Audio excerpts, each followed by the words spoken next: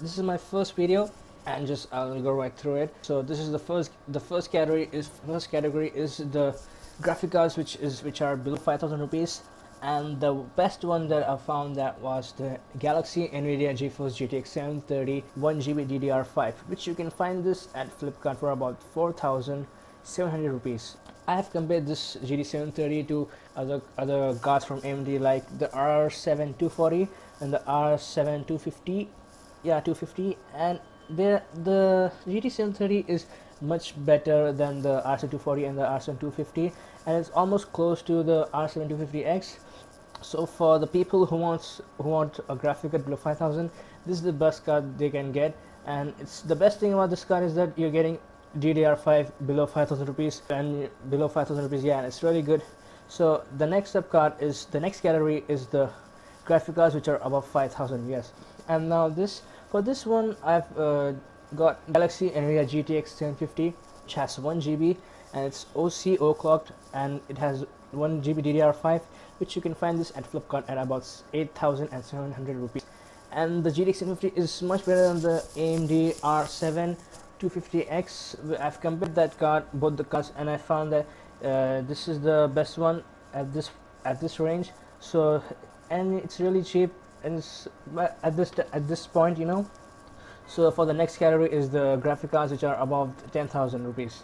So for this, I've got the next up is the Zotac GeForce GTX 1050 Ti, which you can find this at Snapdeal for about 10,021 rupees. Yes, it's much better. It's much better than the AMD R7 260X. It's almost the R7 250X, almost at the same price, like 9,000 or 10,000. But the 1050 Ti is much better, and the power supply this card wants is really less. It's about 300 or 350 watts, and plus you get a $150 in-game games which are the Strife, War Thunder, and the Crisis. Yep, am I right? Yeah. Sorry, Infinite Crisis. And these games aren't released, but I guess you're just getting some free games. That's better. And it says that each game costs $50, so all in all $150. So for the next card is the next category is the above 10,000.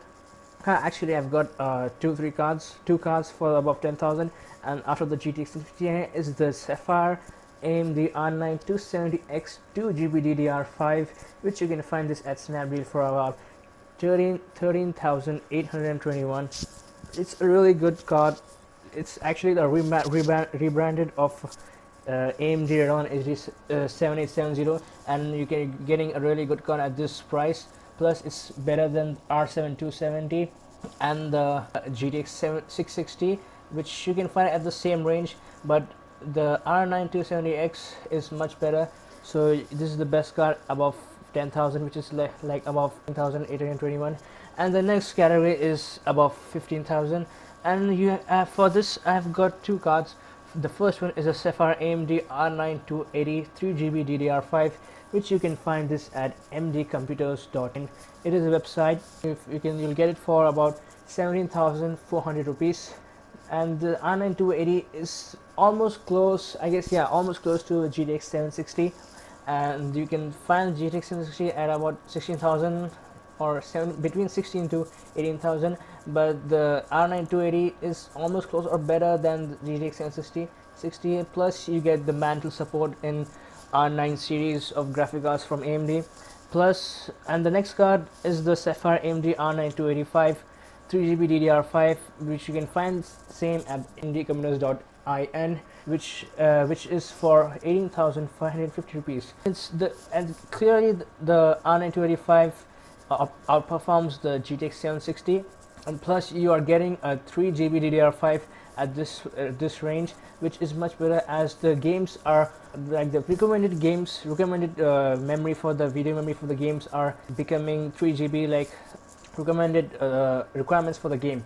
It's 3GB, so this is a very good card. It outperforms the GTX 760. If you want to just put some more money for the graphic cards, you can just get this, which is about 18,000. And that's all for this. And this, I'm just done this below 20,000. It is only a budget graphic cards, so I will do another video which is about the 20,000 rupees. And if you have any recommendations, and if you have liked this video, then like it. If you dislike it, then dislike it.